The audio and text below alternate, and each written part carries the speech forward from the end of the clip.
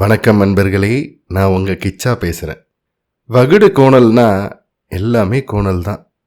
நேர் வகுடு எடுத்து தலை வாரி கொள்ள சொல்லு அப்படின்னு மகாபெரியவா ஒரு பெண்மணி கிட்ட தன் அணுக்கு தொன்ற போய் சொல்கிறார். எதுக்காக மகாபெரியவா அப்படி சொன்னார், அதுக்கப்புறமா என்ன நடந்தது அப்படின்றத பற்றினது தான் இந்த பதிவு.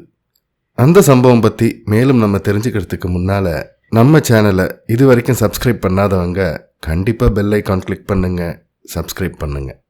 அன்பு நிறைந்த தாம்பத்தியம், எல்லா வசதியும் இருந்தது. ஆனால் ஒரே ஒரு குறை, தசரத மகாராஜாவுக்கு வந்த மாதிரியான அதே குறை, சந்தான பாக்கியம் இல்லை, குழந்தை பேர் இல்லை.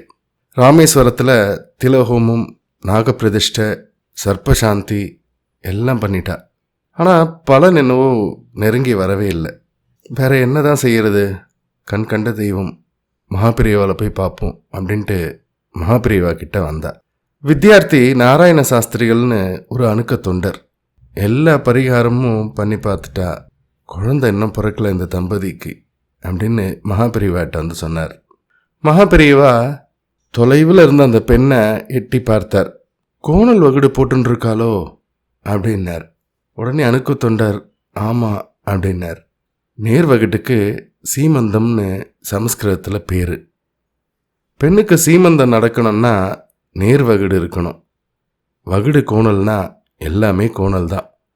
நேர் வகுடு எடுத்து தலை வாரிக்கொள்ள சொல்லு அப்படின்னார் மகாபெரியவா.